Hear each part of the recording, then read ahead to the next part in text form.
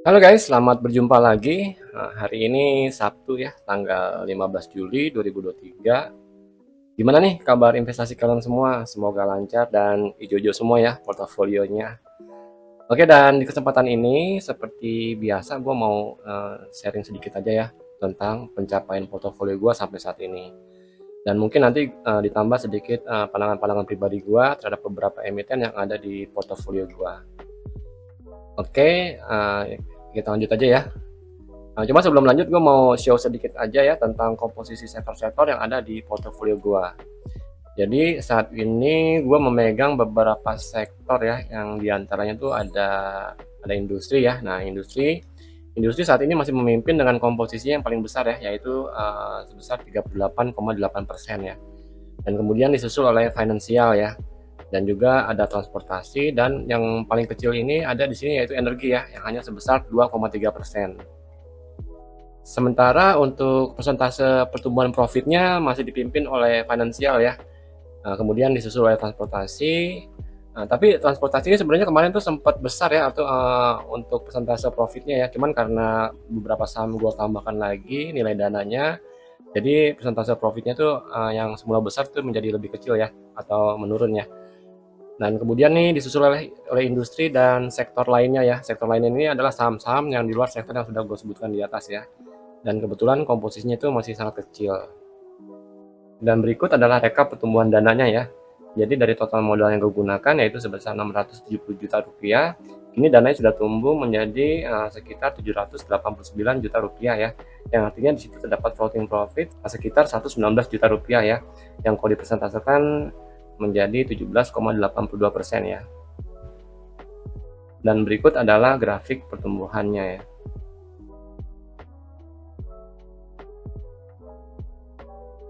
Oke, sekarang kita coba intip langsung ya saham-saham yang ada di portofolio ajaib gue ya. Oh ya, buat teman-teman yang memang berniat untuk mendaftar di aplikasi ajaib, kalian bisa pakai ya kode ini supaya nanti kita sama-sama bisa mendapatkan hadiah saham yang akan diberikan secara acak oleh aplikasi ajaib. Oke, jadi beginilah ya kondisi saham-saham yang ada di portofolio gue ya. Jadi buat teman-teman yang sudah menonton video-video gue sebelumnya juga mungkin bisa melihat ya, di sini ada banyak saham yang sudah lumayan gue pegang dan masih gue pertahankan ya. Seperti di sini ada BNGA, BNGA dengan persentase profitnya yang paling tinggi ya, sudah sampai ke 34,39% nih.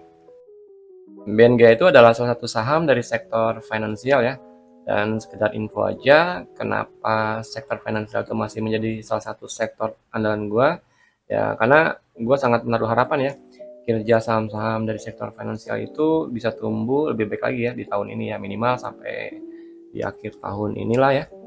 Karena beberapa katalis-katalis positif yang sama-sama kita tahu ya, seperti tingkat suku bunga yang sedang naik lumayan tinggi ya, terus dibarengi juga dengan tingkat inflasi kita ya yang sudah stabil dan malah cenderung menurun ya kalau kita lihat di grafis ini ya.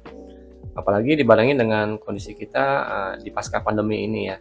Seharusnya dengan kondisi-kondisi itu akan mendorong roda-roda perekonomian kita itu bisa berputar lebih kencang lagi ya, yang pada akhirnya akan membantu bank-bank untuk bisa menyalurkan kreditnya untuk mendapatkan margin keuntungan yang lebih besar lagi. Untuk target price atau perkiraan harga wajarnya untuk saham BNG ini, karena laporan kuartal keduanya belum rilis, makanya di sini gue masih pakai perkiraan harga wajar yang sama ya, dimana dengan asumsi EPS finalnya bisa mencapai angka 252, harusnya target price-nya bisa ada di kisaran 1796 ya, yang artinya dari harga sekarang 1580 masih ada space sedikit ya, space sedikit sekitar 13,6% ya. Angka 252 ini sebagai EPS predik gue ambil dari perhitungan secara annualized ya. Jadi perhitungan secara annualized ini gue pikir cocok lah ya diterapkan untuk saham-saham bank yang pertumbuhannya tuh diprediksi bisa tinggi di tahun ini. Dan jangan lupa prediksi harga wajar ini cuma valid ya ketika semua laporan kuartal-kuartal berikutnya tuh mendukung ke nilai final EPS-nya ya. Jadi kita mesti tetap memantau setiap laporan kuartal yang dirilisnya ya. Nah, jadi yang terdekat ini kan laporan Q2-nya ya, yang kalau dilihat dari historinya nih harusnya akan keluar juga rilis di bulan ini ya. Nah, ini kalau di tahun kemarin tuh di sekitar tanggal 27 ya, jadi kita mesti tetap pantau ya. Biar nanti kita bisa tetap hitung lagi berapa harga wajarnya ya. Oke, dan berikutnya di sini ada saham ADMF ya. Ya, di ADMF ini sebenarnya gue agak menyesal ya. Maksudnya menyesal itu kemarin kan sempat naik tinggi ya, lumayan tinggi lah ya, dari harganya 10.000 terus nyampe ke 11.000 bahkan hampir ke 12.000 ya. Dan itu kalau dari perhitungan harga wajar gue sebelumnya itu kayaknya tuh harganya udah nggak wajar ya. Maksud gue tuh kayak udah terlalu mahal ya. Mungkin gue takutnya tuh sentimen-sentimen sesaat aja ya. Dimana tuh kalau nggak salah tuh ada sentimen positifnya tuh dari ketika dia tuh mengakuisisi saham Mfin ya kalau nggak salah ya, saham Mfin ya. Ya gue berpikir sih itu kayaknya tuh sentimen sesaat ya, dan akhirnya gue tuh take profit ya dengan harapan itu akan turun lagi dan gue bisa masuk lagi. Tapi ternyata setelah dia naik turun lagi dan akhirnya sekarang naik lagi nyangkut di harga 12.000 ya.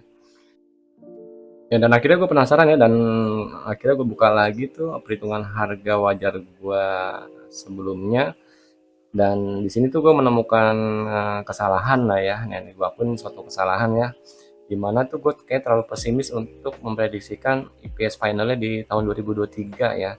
Jadi kalau kita lihat ini ya, di sini ada lihat ya nih perhitungan harga wajar gue sebelumnya ya. Jadi kalau secara TTM untuk EPS finalnya itu diprediksikan bisa sampai ke 1.700 ya. Sementara kalau secara annual itu bisa sampai ke 1.600 ya. Dan di sini gue tuh mencari aman lah ya. Ini sebagai margin safety ini gue turunin sedikit ya. Ini untuk ekspektasinya ya. Jadi gue turunin jadi 1.500 ya. Target final di 2023 ya. Nah, padahal nih kalau kita buka-buka lagi, dan disinilah kesalahannya ya. Nah, kesalahannya tuh kelihatan kalau kita lihat ke pertumbuhan EPS-nya dari tahun ke tahun ya. Dan di sini kebetulan sudah gue rekap data dari LTI, dan 2 tahun sebelumnya itu cenderung ternyata memang kuartal 1 itu lebih kecil ya, lebih kecil ya. Jadi kalau kita lihat di tahun 2021 itu kuartal 1-nya lebih kecil dan semakin besar ya. Dan berikut juga ke 2022 ya. Ya mungkin ini karena memang trennya tuh selalu naik ya, trennya lagi selalu naik ya untuk bisnisnya. Jadi kalau kita hitung lagi untuk prediksi di tahun 2023 dengan cara annualize pun itu kurang kurang tepat ya, karena annualize itu kan simple ya, dia tinggal mengalihkan kuartal yang ada ya. Jadi kalau cuman ada kuartal 1 yang ada, artinya tinggal kita kali 4 ya, dan ketemulah angka 1.600 ya. Padahal ini memungkinkan di kuartal 2 dan 3 dan 4-nya ini pertumbuhannya bisa lebih lagi ya. Jadi mungkin cara gampangnya sih gini aja ya, mungkin cara gampang yang bisa kita coba, kita bisa pakai ini, kita lihat ya pertumbuhan antara Q1 ke Q2-nya itu ada berapa persen ya. Jadi kalau kita cari dan ketemulah ya angka, ternyata pertumbuhan Q1 keduanya tuh sekitar 36,72%. Nah, makanya mungkin dengan cara-cara ya cara begonya lah ya, harusnya kita bisa memprediksikan ini dengan juga dengan pertumbuhan yang sama ya antara EPS final di 2022 ke 2023 ya. Nah, jadi kalau kita pakai angka itu, pertumbuhan sebesar 36% tuh ketemulah ya angka 2.197 ya. Ya walaupun ini mungkin menurut gue ini terlalu optimis ya. Ini prediksi yang terlalu optimis ya. Dan bisa jadi kan nanti di kuartal kedua, ketiga, keempat itu mungkin ada sedikit penurunan dan kita mungkin nggak bisa pakai angka ini ya. Ya ada memungkinkan ya, maksudnya ada kemungkinan seperti itu ya. Jadi biar amannya sih kita akan cari aman ya. Mungkin contoh nih kita bisa kalikan sekitar 20% aja ya. Coba contoh kalau gue cari 20%, 0,20.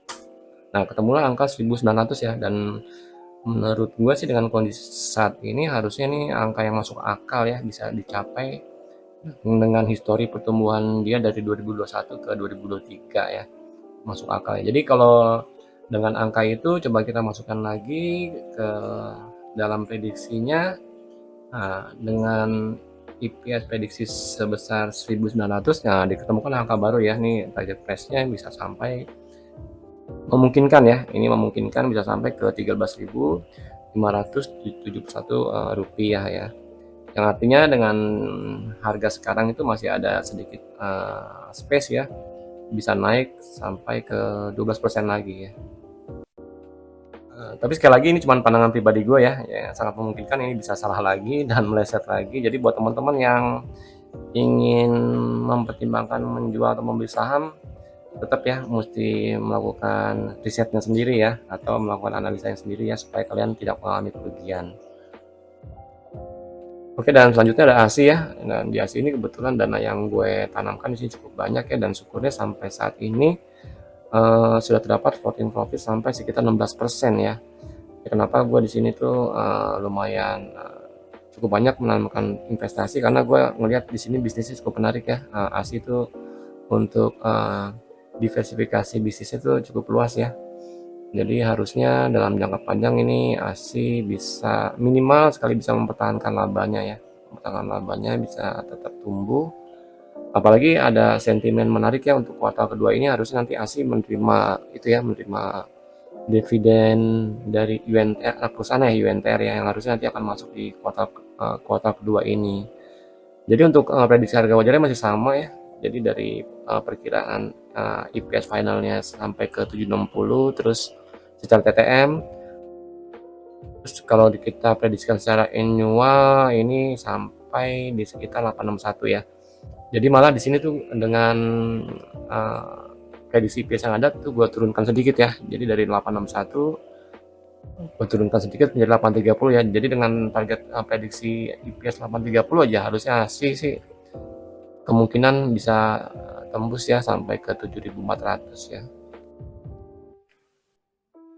Oke, dan berikutnya nih ada BBRI ya. Nah, BBRI ini adalah salah satu saham yang rencananya gue akan pegang dalam jangka yang panjang ya.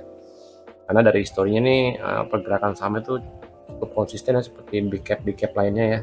Dimana tuh labanya selalu tumbuh, dan yang harusnya nanti akan dividennya akan juga mengikuti ya. Jadi kalau kita masukin dari sekarang, nanti harusnya kita bisa menikmati pertumbuhan dividennya di masa yang akan datang. Untuk dananya juga lumayan sudah cukup banyak ya. Kemarin tuh gue sih ngelihat tuh kayaknya tuh harga 5.400 bagus ya untuk gue tambahin lagi dananya, karena sempat setway beberapa lama di situ, dan syukurnya memang bener ya, setelah aku tambahin lagi dananya sekitar 24 juta. Ini akhirnya sahamnya kemudian naik lagi ya, sampai saat ini ke 5.525. Untuk target price-nya sih gue memakai itu ya, memakai EPS final dengan cara annualize ya, yaitu sebesar 409 ya. Jadi dengan prediksi EPS finalnya sampai ke 409 ini, gue prediksikan untuk BBRI di tahun ini kemungkinan bisa tembus sampai ke Rp6.135 ya. Yang artinya itu ada gap sekitar 11% ya dari harga saat ini ya, yaitu 5.525. Dan jangan lupa selalu ya kita pantau terus perkembangan saham-saham yang kita pegang ya. Jadi kalau dari historinya nih, nanti harusnya BBRI dan banyak bank-bank big cap lainnya tuh harusnya akan merilis laporan kuartal keduanya di bulan Juli ini ya. Jadi kita jangan sampai ketinggalan untuk bisa mengatur lagi strateginya ya dari hasil laporan keuangan di kuartal kedua.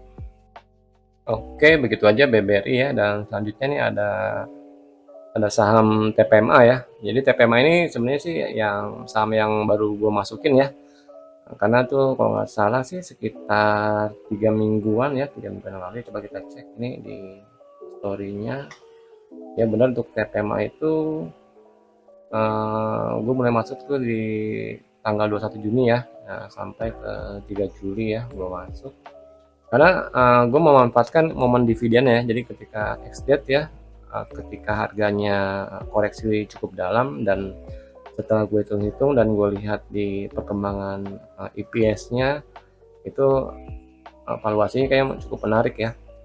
Nah, jadi gue akhirnya memutuskan untuk masuk, dan syukurnya ini kejadian ya. Jadi setelah gue masuk itu harganya naik lagi sampai saat ini mencapai floating profit sebesar 13% ya.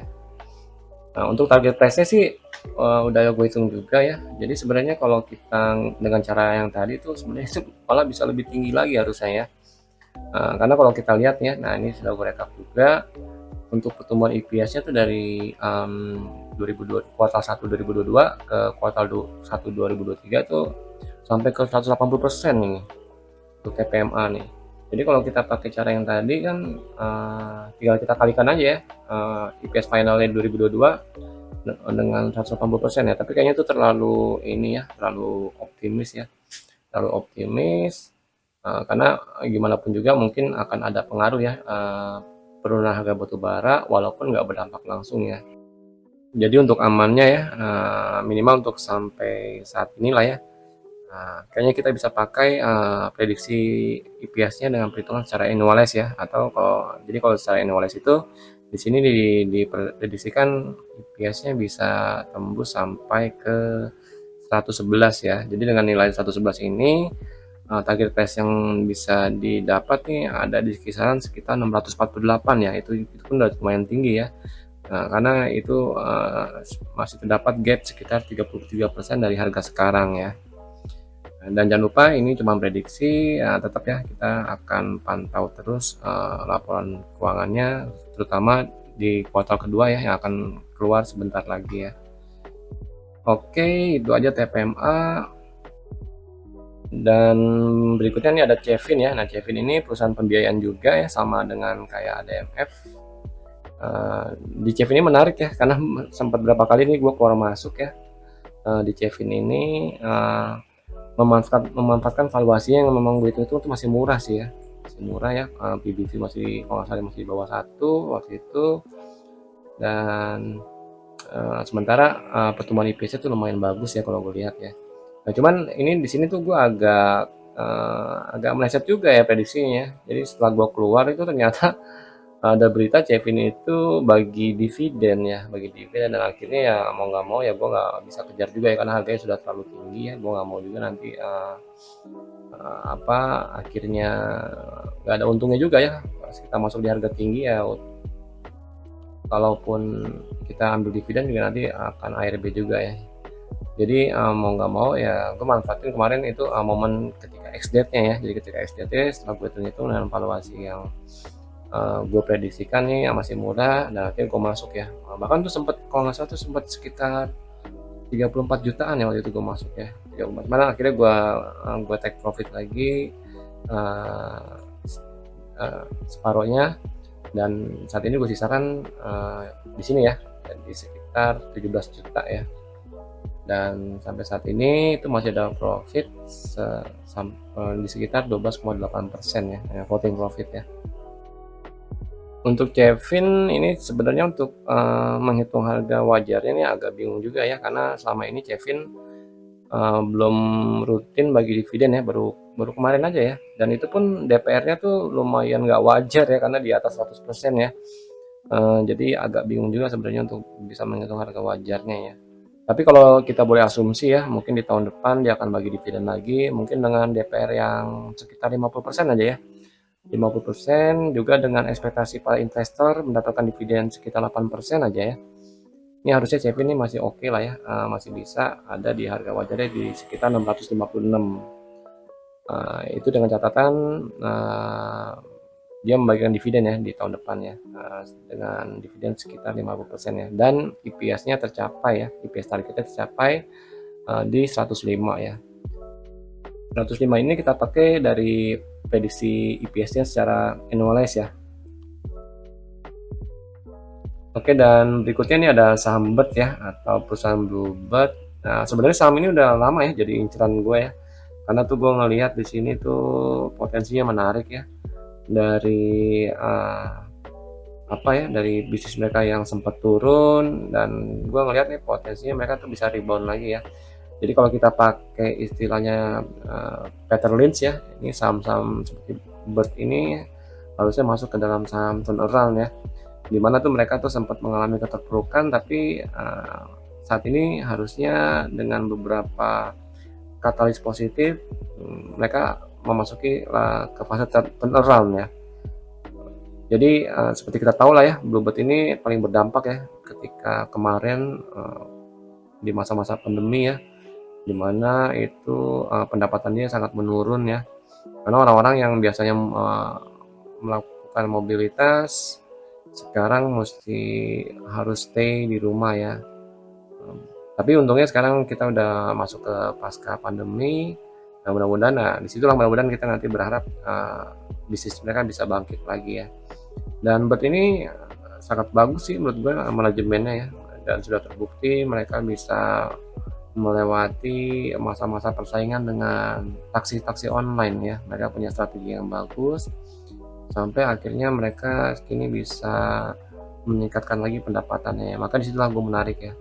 Ditambah lagi nih nanti di tahun ini sampai tahun depan itu kan kita masuk ke masa kampanye ya, harusnya nanti itu juga menjadi katalis positif ya, di mana orang-orang tuh harusnya mungkin lebih tinggi lagi ya mobilitasnya ya di masa kampanye ini ya. Ya jadi itulah mungkin sedikit alasan gue masuk ke saham Bluebird ini. Cuman sayangnya ya itu ya, untuk harganya itu nggak dikasih murah ya. Jadi setelah gue bersabar sampai kemarin juga gue nungguin di momen ex date-nya ketika pembagian dividen, ternyata tuh sahamnya tuh nggak dikasih harga diskon yang sesuai harapan ya, dikit banget dan bahkan tuh naik ya. Kalau saham-saham lain pada turun ya si Bird ini malah naik ya. Jadi mau nggak mau tuh ya gue terpaksa beranikan diri untuk membeli sahamnya lagi ya. Sebenarnya sih gue udah punya ya, punya sedikit, eh, tapi di ex date itu akhirnya gue em, memberanikan diri untuk membeli sahamnya lagi ya. Ya semoga lah ya ini nanti akan sesuai harapan, pendapatan Bluebird bisa terus naik sehingga harga sahamnya tuh juga bisa mengikuti ya. Oke, dan untuk valuasinya ini sebenarnya kalau kita melihat ke perkembangan EPS-nya dengan cara tadi tuh, dimana kalau kita bandingkan antara EPS di kuartal 1 2022 dan 2023 ini sebenarnya ini pertumbuhannya cukup cukup wow banget ya. Karena nih kalau kita hitung nih pertumbuhannya sekitar 150%-an ya. Nah, jadi kalau kita pakai angka itu untuk memperkirakan pertumbuhan EPS finalnya mungkin itu terlalu optimis ya. Jadi untuk aman aja nih gue pakai angka 50% ya. Kalau 50% ini harusnya Bird ini EPS finalnya bisa diprediksikan nih akan tembus sampai ke 216 ya. Dan dengan angka 216 ini harusnya untuk harga sahamnya juga akan mengikuti ya. Dan di sini gue perkirakan tuh bisa tembus sampai ke harga 2716 ya. Yang dimana tuh ada sekitar 22% ya gapnya dari harga sekarang ya. Dan sekali lagi ini cuman prediksi ya, yang tentunya nanti untuk mengkonfirmasi kita mesti tetap memantau kinerjanya lewat laporan keuangan yang akan dirilis sebentar lagi ya. Oke, jadi gitu aja ya untuk saham Bird. Dan berikutnya ini ada saham ITMG ya. Jadi ITMG ini adalah saham dari sektor energi ya, khususnya batu bara ya. Jadi beberapa bulan kebelakangan ini memang ITMG ini mendapatkan sentimen negatif ya, karena harga batu bara yang sempat anjlok ya dan masih tertahan di level sekitar 120 sampai saat ini ya. Jadi harga sahamnya pun juga mengikuti ya. Ini udah lumayan dalam penurunannya. Tapi kalau boleh gue berpendapat sih ya untuk ITMG ini valuasinya itu sudah cukup menarik ya. Dengan catatan ini harga batu bara masih tetap bisa berada di level 100-an ya, atau di atas 100 ya. Nah, jadi saham ITMG ini kalau gue lihat sih cukup menarik, makanya gue sudah beranikan diri untuk masuk sambil tetap kita memantau ya pergerakan harga batu bara ya. Dan syukurnya sih sampai saat ini sudah terdapat floating profit ya, walaupun sedikit, sekitar 4,3% ya. Jadi kita akan tetap pertahankan dulu sambil tetap memantau pergerakan harga batu baranya ya. Yang mudah-mudahan ya bonus ya, kita anggap sebagai bonus ya. Dan kalau harga batu baranya bisa bahkan bisa lebih naik lagi dari harga sekarang ya. Tapi minimal ya sampai di atas 100 lah ya. Ini ITMG kayaknya masih akan gue tetap pertahankan ya kalau harga batubaranya masih di atas level 100. Untuk valuasinya dengan perkiraan EPS secara TTM ya, ini diprediksikan bisa tembus sampai 15.664 ya. Tapi dengan kondisi sekarang nih kayaknya nih yang agak cocok nih seperti annualize ya. Jadi tinggal dikali 4 dari EPS di kuartal satunya ya. Jadi didapatkan nilai sebesar 9.743 ya. Dan lebih amannya lagi gue turunin lagi ya, untuk EPS prediknya tuh gue turunin lagi dari annualize menjadi 9.000 ya. Dan dengan prediksi EPS 9.000 gue perkirakan untuk harganya bisa mencapai ke 28.200 ya, yang artinya masih ada gap sekitar 11% dari harga sekarang ya. Dan sekali lagi ini cuma prediksi ya, prediksi yang kemungkinan juga bisa meleset sambil terus kita bisa pantau pergerakan harga batu baranya. Oke, paling itu aja ya untuk saham ITMG ya. Dan berikutnya ini ada saham IPCC dan IPCM ya. Nah, kedua saham ini masih terkait dengan sektor transportasi ya. Tapi area kerjanya tuh di pelabuhan ya, area pelabuhan atau dermaga. Dan keduanya ini adalah anak perusahaan dari PT Pelindo ya. Untuk bisnisnya tuh IPCC tuh lebih fokus ke ini ya, ke jasa bongkar muat kapal untuk kendaraan-kendaraan pabrikan ya. Sementara kalau IPCM itu mungkin lebih umum ya, lebih umum, jasa-jasa pelabuhan lainnya ya, seperti mungkin penyediaan kapal, pemanduan dan penundaan kapal ya. Dan kenapa gue masih tetap pegang sahamnya, sebenarnya sih alasannya sederhana ya. Kalau dari historis aja, kalau kita lihat tuh waktu kemarin pembagian dividen ya, sewaktu di Kumdet aja harga-harga mereka tuh menyentuh level di atas dari harga sekarang ya. Ya untuk contohnya untuk IPCM ya sempat menyentuh bahkan ke level 314 ya. Kalau kita lihat dari 52 week high-nya sempat menyentuh level 314. Sementara untuk IPCC kita lihat ya, IPCC sempat menyentuh ke level 815 ya. Ini kalau kita lihat high-nya itu bahkan ke 820 ya, 820. Jadi menurut gue sih untuk bisa kembali ke harga itu sangat mudah sih ya, sangat mudah, dibantu lagi dengan kalau kita melihat perkembangan IPS-nya ya. Perkembangan IPS-nya itu memang meningkat ya dari kuartal 1 2022 ke 2023 ya. Untuk IPCC kita lihat. Sementara untuk IPCM kita lihat juga. Nah ini ya, jadi kalau dari pertumbuhan IPS-nya aja nih harusnya akan sangat mudah ya, untuk sangat mudah harganya tuh bisa naik lebih tinggi lagi dari harga sebelumnya ya. Jadi makanya itu ya salah satu alasan kenapa saham ini masih gue pegang ya. Dan di samping sambil gue lagi menunggu juga dividen yang akan gue terima ya dari kedua saham ini ya. Yang untuk dari IPCM itu gue akan terima di tanggal 21 Juli, sementara untuk IPCC gue akan terima di tanggal 1 Agustus ya. Oke, dan untuk harga wajar sih kita konservatif aja ya untuk IPCM dan IPCC ya. Jadi untuk IPCM sih kalau secara TTM ya diprediksikan IPS-nya bisa tembus sampai ke 30 ya, dan secara annual bisa tembus mencapai sekitar 36 ya. Nah, jadi kita pakai aja angka annualnya untuk prediksi IPS finalnya. Jadi dengan prediksi IPS final di 36 ini ada kemungkinan ya untuk harga sahamnya nanti bisa mencapai ke 338 ya dari prediksi gue ya. Artinya dengan harga 338 itu masih ada sekitar gap 19% ya dari harga sekarang ya. Ya itu prediksi aja, dan sekali lagi nanti kita harus monitor kinerjanya lewat laporan kuartal keduanya akan rilis di bulan ini ya. Kalau di historinya tuh di sekitar tanggal 24 ya, 24 bulan 7 ya, harusnya akan dirilis. Sementara untuk IPCC juga sama ya. IPCC juga secara TTM itu kan diprediksikan bisa tembus ke 92 ya. Dan secara annual itu ke 93, dan di sini gua agak sedikit optimis lah ya, ini bisa lebih lagi untuk IPCC ya. Jadi gua naikin angkanya untuk prediksi IPS-nya bisa ke 96 ya.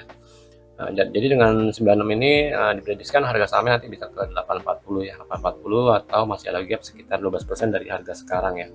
Dan sekali lagi tetap ya nanti kita monitor untuk konfirmasi, kita melihat kinerjanya dari laporan kuartal keduanya yang akan keluar di sekitar akhir bulan Juli ini ya.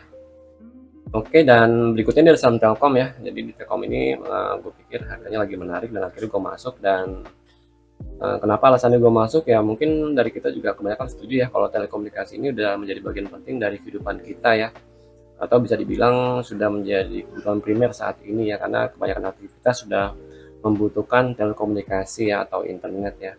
Dan sementara sektornya ini saat ini belum gue punya, jadi akhirnya gue coba masuk walaupun dananya cuma sedikit ya.